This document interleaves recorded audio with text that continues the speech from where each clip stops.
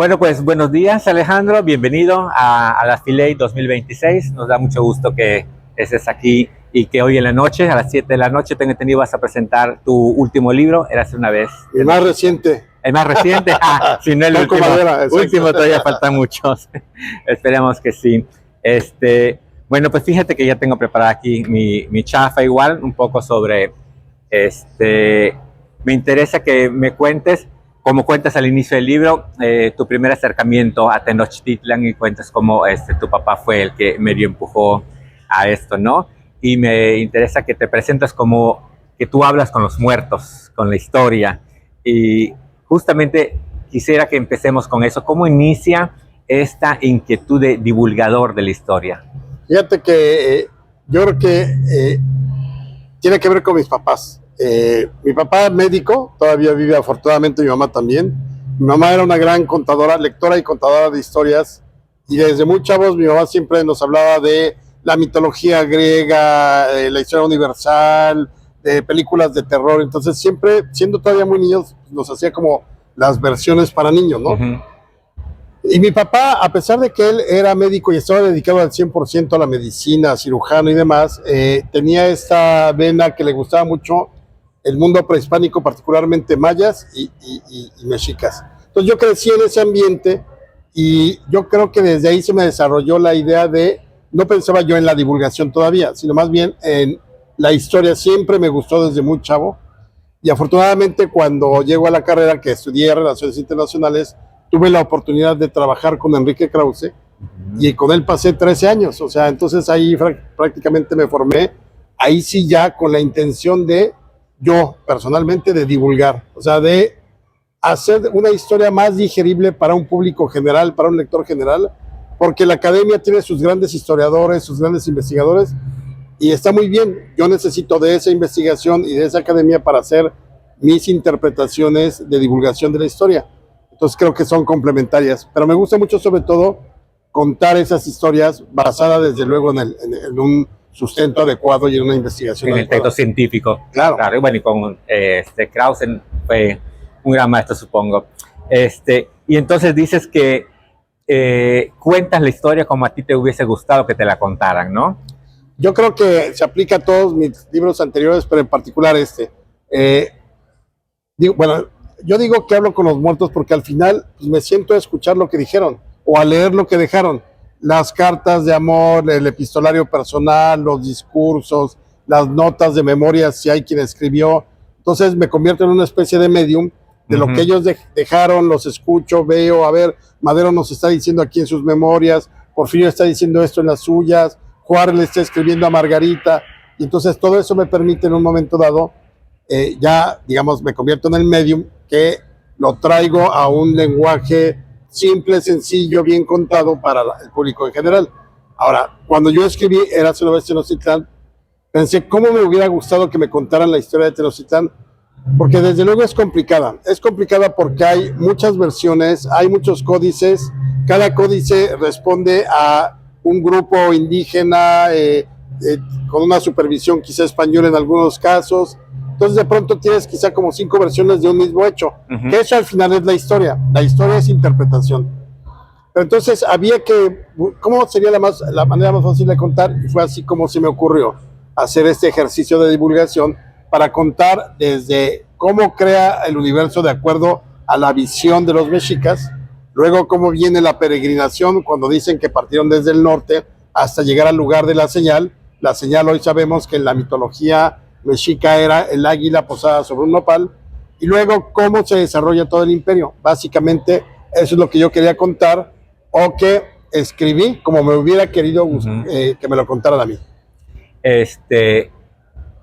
¿Esta forma de escribir la tienes enfocada al público general o como tú dices que te hubiese gustado a lo mejor en tu niñez, en tu adolescencia, que te contaran de esta forma? ¿O es más abierta el público al que tú quieres llegar?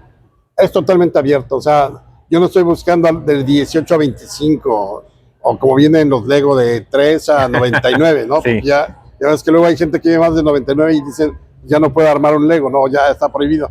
No, o sea, yo siempre pensé, a ver, yo tomo con seriedad la historia, pero no soy académico. Si hago investigación, he ido a archivos, a la hemeroteca, historiografía, o sea, soy un estudioso de la historia. Pero yo lo que creo es que hay mucha gente que le gustaría estudiar o conocer ciertos pasajes, y porque eres el abogado, el médico, el contador, el ama de casa, la ingeniera, la arquitecta, no tienen tiempo y necesitan quizá libros más sencillos para poder tener un rato de esparcimiento y de conocimiento. Eso finalmente es la divulgación. Yo no te voy a hacer un libro de 500 páginas o de 700 o 3 tomos para explicarte todo lo que es el México Tenochtitlan, pero yo creo que en 300 se puede contar muy bien, y lo que yo propongo siempre es que sea como lo que te desate la curiosidad. Si este libro cumple eso, entonces ya di un paso como en la divulgación, porque entonces la gente que le gustó este tema, quizá entonces vaya a la biografía de Cortés, con Miguel León Portilla y su visión de los vencidos, la historia de los mexicas, y creo que eso es lo que tiene que hacer la divulgación.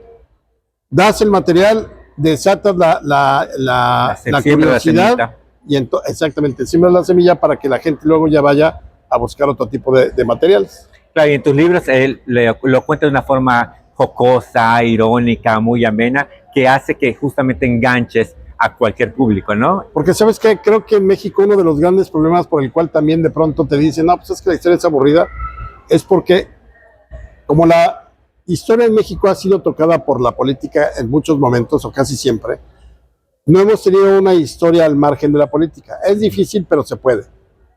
Entonces, yo creo que lo importante es que deje de ser solemne. La historia oficial que nos contaron a través de los libros de texto es muy solemne. Sí, y entonces el cura hablaba al horizonte, y entonces ya parecía que estaba dando una frase para la historia patria. Parece una obviedad, pero aquí la ignoraron. Eran personas de carne y hueso, con defectos y virtudes. O sea, no había nada que los diferenciara. No éramos ni mejores ni peores que en otras latitudes. Pero el problema es que le quitaron toda esa parte humana donde te puedes reír, donde te puedes burlar, donde el propio personaje quizá era llorón o quizá era bromista. Todo eso lo negó la historia oficial. Entonces, por eso tenemos esta solemnidad de don Benito Juárez, don Miguel Hidalgo. Yo me imagino que se llevaban así de codazo y de piquete de ombligo, no sé, Juárez con el Choro Campo, con Lerdo de Tejada, que son los cuates con los que pues, atravesó el país durante la intervención francesa. O Madero en algún momento dado seguramente bromeó con Villa o con sus ministros, porque esa es la vida. O sea, no tendrían por qué ser solemnes. Hay que humanizar a los personajes históricos. Como obviedad, como es el ser humano. Exactamente. Inclusive usas frases en específicamente de Eras una vez Tenochtitlan, muy acordes a lo contemporáneo, sí, ¿no? Muy bien esa de por el bien de todos, primero los dioses.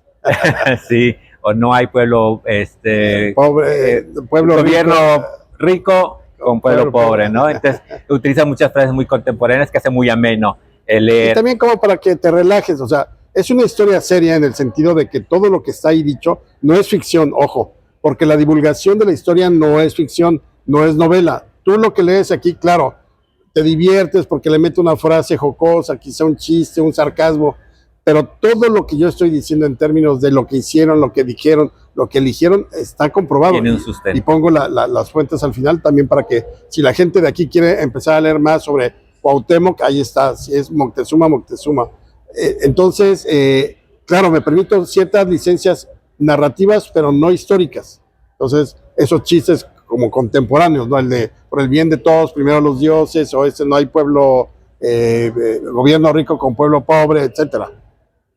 Aplicado a ese momento. Pero la historia, que si Axayácatl hizo, que si Moctezuma decidió, que si vendieron, que si atacaron, que si se vengaron, que si el sacrificio, todo está documentado a partir de la investigación que hice para este libro. Cuéntame un poquito esta investigación, ¿cómo te acercaste a las fuentes? Mira, en primera instancia, yo creo que una gran labor de divulgación la ha hecho los arqueólogos a través de la revista Arqueología Mexicana. Tienen ya más de 20 años, me parece, con la revista. Es una revista hecha por arqueólogos, pero para divulgación. Hay veces que es un poco complicado porque luego también los arqueólogos ya tienen términos muy muy de ellos. Específicos. Pero fue así como, ahí viene todo, los dioses, los mexicas, pero los teotihuacanos, pero también la vida cotidiana, pero los animales, o sea, todo. Entonces, esa fue una de las primeras fuentes. La otra es la obra que han dejado arqueólogos como Eduardo Matos Moctezuma o Leonardo López Luján, que para mí son como mis dos gurús. Me puse a leer mucho de lo que habían hecho, los textos que tienen, los libros, y fue así que después de leerlos, ver sus videos, sus entrevistas, y lo pongo en el prólogo, o sea, fue lo que me motivó a decidirme a escribir una historia de divulgación que bien, no es mi tema de especialización, Claro.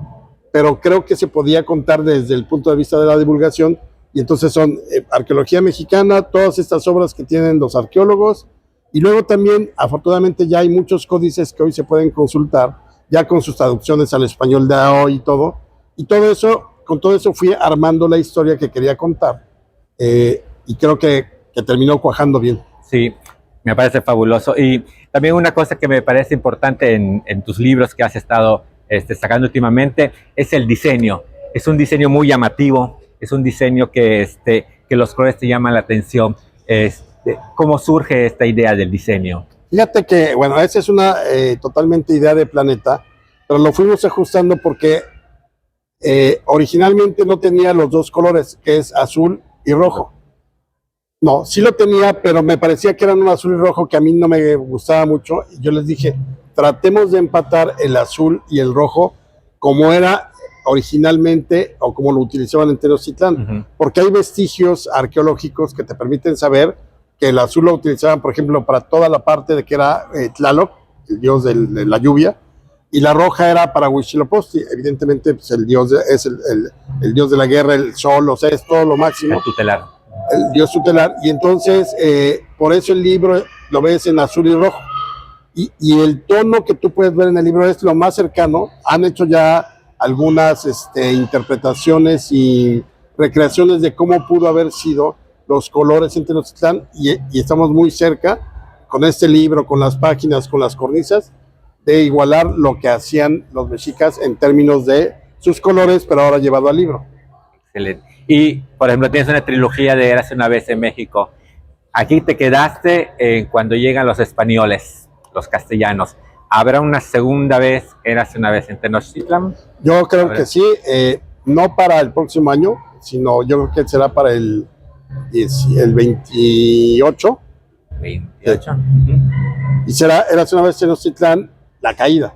Claro. Porque efectivamente termina con la llegada de los españoles, pero ahora lo padre del siguiente volumen no es contarte la historia de la conquista como siempre desde la perspectiva de los españoles, sino al revés, igual siguiendo la línea de Érase una vez en Tenochtitlán, contarla desde lo que pasaba, lo que se pensaba, lo que sentían, lo que decían los señores de la nobleza tenochca que no estaban de acuerdo con Moctezuma, su hermano Cuitláhuac, qué pasó con Cuauhtémoc, todo desde la perspectiva. Entonces sería el complemento para terminar hasta la caída de Tenochtitlán, y que esta no sea una trilogía, sino 2 volúmenes. 2 volúmenes. Y ahora, de manera personal, me surgió una duda al finalizar de leer. ¿Por qué Moctezuma, siendo Moctezuma, viniendo de un pueblo guerrero, siendo los elegidos, no enfrentó a Cortés? ¿Por qué crees tú? Mira, yo personalmente creo que hay varias razones. Número uno, los mexicas eran muy generosos con la gente que llegaba, o sea, porque además realmente nunca hay un conflicto directo entre los mexicas, o sea, nunca hay una batalla antes entre mexicas y españoles. Sí sabían los españoles los mexicas que habían tenido batalla allá en Centla, en Tabasco, que incluso antes de ser aliados de los tlaxcaltecas habían tenido 3 o 4 batallas muy duras, incluso en algunas les mataron caballos, los tlaxcaltecas, pero no había un conflicto directo. Luego número 2, yo creo que él, tan supersticioso que era, quizá llegó a pensar que podían venir de parte de Quetzalcóatl, pero esa versión ya está como muy rebasada, o sea, realmente eso no afectó, sino ese carácter un poco dubitativo de Moctezuma. Yo creo que no quiso entrar en conflicto directo, porque evidentemente hay muchos momentos a lo largo de todo este proceso, hasta antes de la Noche Triste en que pudieron haber aniquilado a los españoles, que hubieran llegado más, desde luego, pero al menos la expedición de Cortés, en el momento de mayor gente que tuvo, cuando regresa, cuando ya unos días antes de la Noche Triste, tendrán 900 soldados, o sea, españoles, y 3,000 aliados tlaxcaltecas que están en Tenochtitlan. Entonces yo creo que no hubiera sido difícil eliminarlos. Claro. Pero sí fue muy respetuoso como del hospedaje que siempre brindaban los mexicas. Muy bien, y capaz que eso lo continuamos siendo, ¿no? Me parece. Claro, de hecho hay una frase por ahí donde Moctezuma, obviamente, pero además es que uno lo ve tan fácil hoy en día, pero la historia de la conquista es la historia del teléfono descompuesto. Sí. O sea, porque Marina es traductora, o sea, traduce casi literal lo que está diciendo Cortés, pero quizá no lo entiende. Claro, la cosmogonía es diferente. Claro, entonces ya la interpretación, ve tú a saber cuando Cortés decía, no, pues es que nosotros tenemos un Dios que se divide en tres, Padre, Hijo, Padre, Espíritu Santo, Dios Padre, Dios Hijo, Dios Espíritu Santo, pero además nosotros tenemos un acto donde la sangre, el vino se convierte en la sangre de Cristo y el pan en el cuerpo de Cristo y te lo comes. Entonces imagínate, todo eso que él explicaba, así como te lo explicaría a un católico quizá hoy en día, ¿cómo lo iba a explicar Marina? Ha de haber dicho, ¿saben qué? Mejor háganle caso porque si no, es más fuerte. Tiene caballos y tiene armas. Sí, o pelean mejor, o huelen muy feo. Ve tú a saber qué, porque ya hay que partir también de tratar de entender eso. O sea, no es fácil, no fue tan fácil como de, oye, él dice, ya hay una frase por ahí de Moctezuma cuando está hablando con Cortés, donde le dice prácticamente lo típico del mexicano, ahorita que lo decías, estás en tu casa, ¿no? Uh-huh. O cuando lo ofreces, no, allá en tu casa. Y Cortés se agarró de ahí para decir prácticamente a Carlos V, oigan, pues, que es esto. Lo tomó literal. Sí, le dijo, oigan, pues que esta es nuestra casa. Obviamente era una cortesía, porque después Cortés, y ahí lo cuento, digo, Moctezuma le dice, yo sé que esto puede ser de tu señor, no sé qué, pero yo gobierno en su nombre, ya de como quieras, ¿no? Y ahí pues va a venir el desencuentro. Pero yo creo que hay mucho tiene que ver la comunicación de quién sabe qué dijo Marina, quién sabe cómo interpretaba ella lo que le decía Cortés, y también quién sabe cómo interpretó Moctezuma esos primeros intercambios de palabras. Claro, pero creo que has dado con el clavo, ¿no? Justamente lo importante de la comunicación. Y yo creo que para comunicar historia, este es un mejor ejemplo porque nos hace divertirnos, nos hace conocer la historia, nos hace acercarnos a nuestra propia historia como mexicanos. Y pues, para finalizar, solo me gustaría que nos hicieras una invitación. ¿Por qué crees que es importante leer este libro que has editado? Mira, hoy que la peregrinación ha llegado hoy hasta Mérida para la Filey, entonces estamos de plácemes porque los mexicas se pasaron del Valle de México y hoy estamos aquí en la península. Pero yo creo que generalmente uno ve como todas esas culturas, mayas, olmecas, zapotecos, mixteco, separados, ¿no? Cada quien en su momento. Yo creo que los mexicas resumen perfectamente todo lo que fueron todos esos pueblos, porque ellos van juntando todo. O sea, incluso el único dios original de los mexicas es Huitzilopochtli. Todos los demás, dije, oye, este me gusta de aquí, este me gusta de acá. Por ejemplo, el Cuculcán, que es el Quetzalcóatl para los aztecas, lo tienen prácticamente como uno de los 4 hermanos originarios de la cosmovisión mexica. Y luego, pues Tezcatlipoca. Entonces yo creo que de algún modo los mexicas sí suman todo lo que habían sido 3,500 años de historia de las naciones indígenas en distintos momentos, porque se van pasando la estafeta. O sea, en un momento dado está Teotihuacán y están los mayas, y obviamente hubo intercambios culturales y todo, como suele suceder en la historia del mundo. Y todo eso después, siglos después, le va a llegar de algún modo a los mexicas. Entonces, yo invito a la gente que se acerque para que veamos desde otra perspectiva nuestro pasado indígena, no desde la perspectiva ni de la ideología ni de la política, sino que son historias muy interesantes y claro que sí, hay que decirlo, de ahí venimos, o al menos una rama de todas las que forman al mexicano actual, viene de estos 3,500 años 2.500 años más o menos, 3.000 quizá, de historia prehispánica. Fíjate, la República tiene 200 años de existencia, el virreinato 300, o sea, en general ahí son 500 años. Desde los mexicas para atrás son cerca de 2.500, como 3.000 y tantos años. Tenemos más historia hacia atrás que hacia adelante. Exactamente, exactamente. Bueno, pues Alejandro, te agradezco mucho. Bienvenido a Mérida, tu ciudad, tu Muchas casa. Gracias, me encanta. Gracias. Y nos vemos en la noche en la presentación del libro. Muchas gracias, espero que sí. Perfecto. Gracias.